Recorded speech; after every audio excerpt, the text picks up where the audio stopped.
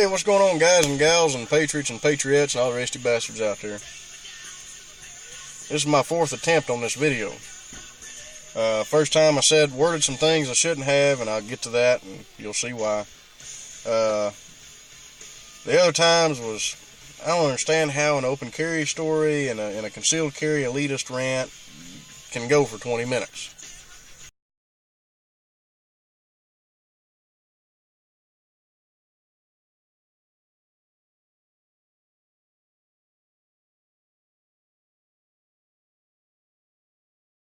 About, hey, they won't hear it.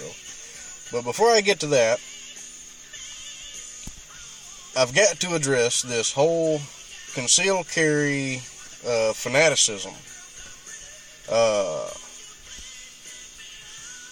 lot of people do it.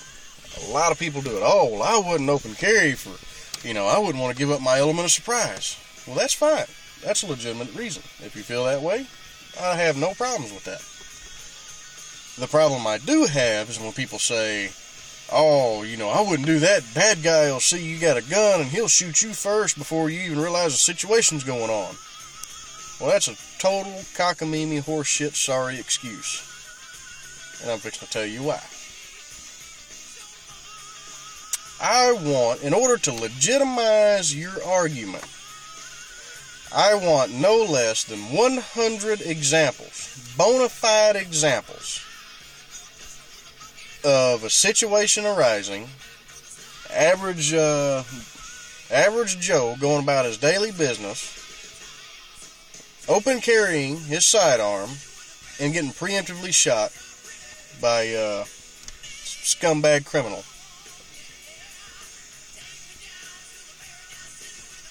I'm not saying it hasn't happened. I mean, hell, lightning strikes folks, and hell, there's been a couple of folks struck twice. So statistically, I know it's happened somewhere. But here's the thing. Get outside your square 90-degree angle box logic.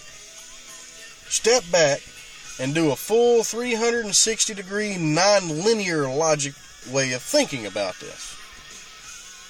That's kind of good, 360-degree non-linear logic. I'm going to have to start using that a little more often.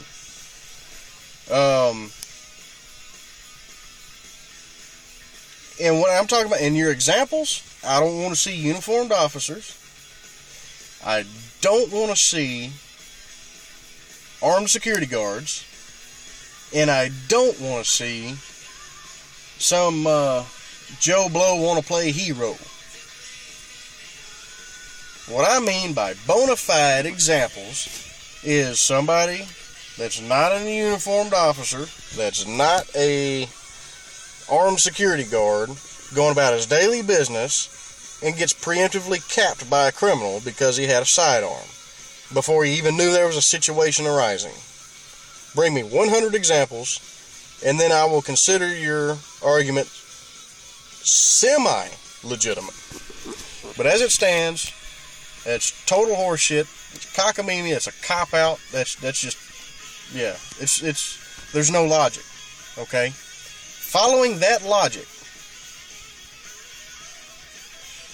you better not operate a motor vehicle. You better not be riding on a motorcycle. Hell, if it's springtime and the bees are out, your ass better not be outside. Using your logic. And I'm going to tell you why. Look at the National Highway Safety Institute. Look at how many automotive fatalities there are every year that aren't even their fault. They were just pure victims. They were actually obeying the traffic regulations, and some dumbass hits them. Some drunk idiot runs them over and kills them. Some semi that didn't see them runs them over. And of course we know about motorcycle, the whole motorcycle thing. Okay, now I don't have a motorcycle, because if I did, I know what I would be doing. Well, hell, for one, the old lady would probably have such a problem with that, she'd probably just adios. Because she knows as well as I do, if I had one of these Hayabusa 1300s or something like that, hell, if I could do 220 miles an hour, you damn sure right I'd be doing it, because sometimes I'm just stupid like that. I love going fast. That's why I don't have two wheels. Hell, I've taken this little thing up to 130, 140 miles an hour. I know I've been 130. 140 is just, I'm guessing. So I know I'd be doing some really stupid, insane, ignorant, just, yeah. And probably get myself killed. That's the reason I don't do that. If I did get one, it definitely wouldn't. It'd have to be some, just big lumbering, maybe, I don't know. I might could get a cruiser and be okay. But even still, I love to go fast, man. One of the reasons I had to remake this video, I'm getting to right here. When gunshots ring out, even though I've got a gun, my objective is to not be there. If one of my children or my wife, somebody in my family was over there where the gunshots were happening, oh, this fuckhead just made it personal. He is a threat. He has to be neutralized.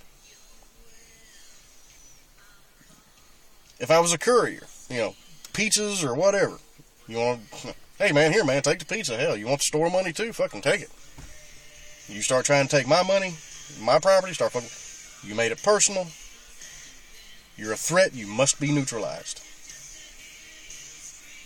You mess with me personally, my family, my personal property, the threat must be neutralized.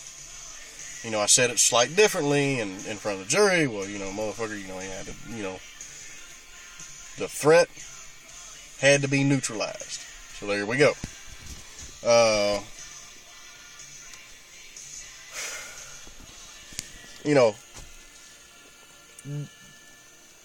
if there was a dame over there and some dude was, done whooped the hell out of her and had intent on taking something carnally, you know what I'm talking about?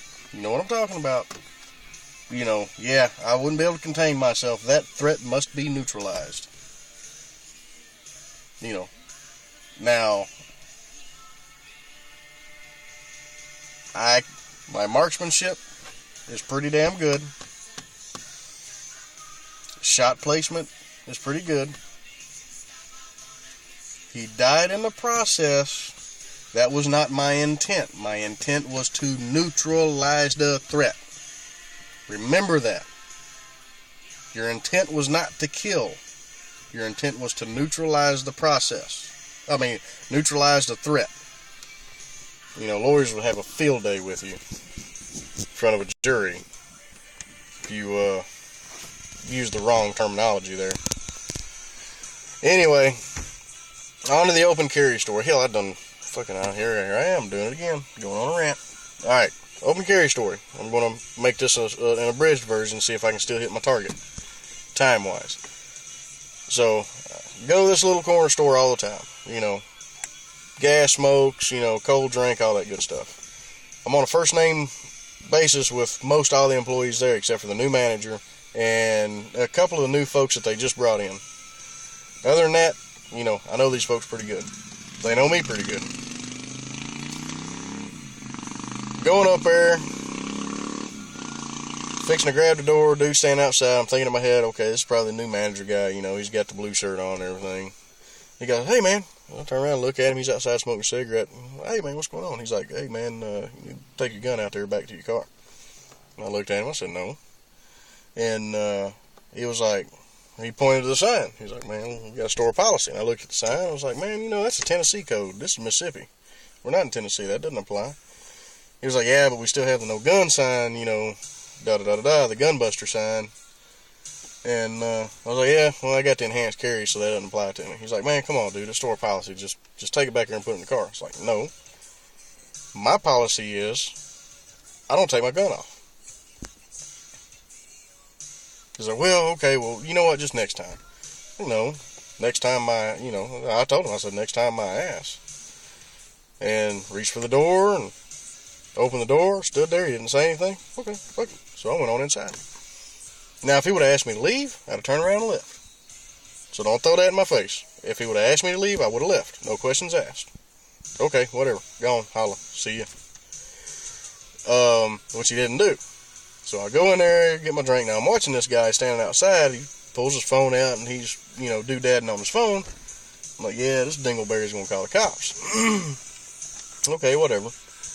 So, talk with the girl behind the counter for a little while, and I walk back outside, and he hollers at me again, hey, man, I go there, I was like, you're the new manager, aren't you? He's like, yeah, I was like, where'd they send Joey? Oh, well, they sent Joey, da-da-da-da-da. Well, Joey, he was a manager, we was high school buddies.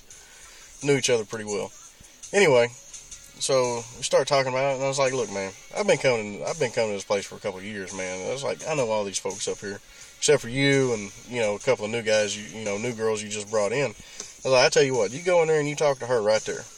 I was like, I guarantee you 10 to 1, she'll say she feels safer with me in the store than when I'm not.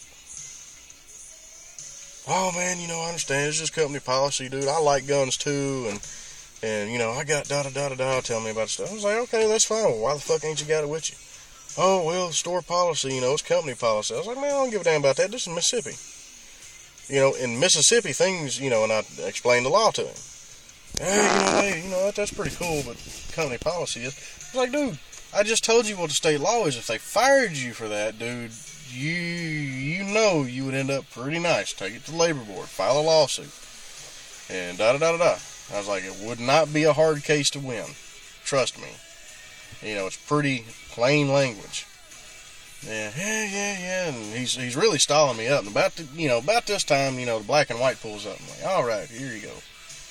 And cop gets out, moseys on over, and it was one of the guys I hooked up with some Oathkeeper stuff. And so we start talking, we're standing there for about 5 minutes, and of course he sees my sidearm. Not once did he get in a defensive posture. Not once did he ask me, or not once did my particular sidearm on my hip ever come up in conversation when the cop was there. And like I said, sitting up there bullshitting around for at least 5 minutes. And, alright, so, anyway, conversation, da-da-da-da-da-da-da-da-da. Alright, guys, well, I'm gonna get out of here, man. I'm fixing to head on to the house.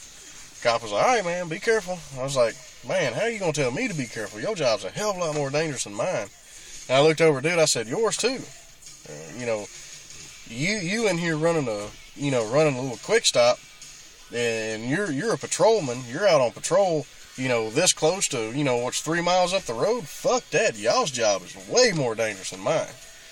And cop, he kind of chuckled, yeah, I see what you're saying. It usually ain't that bad. I was like, yeah, but this close, sometimes it does bleed out down here, doesn't it? He's like, yeah, you're right. So, alright, guys, well, I'll tell you what, y'all be careful, y'all be safe, and, man, I'm gonna get out of here. So I go out, get in my car, and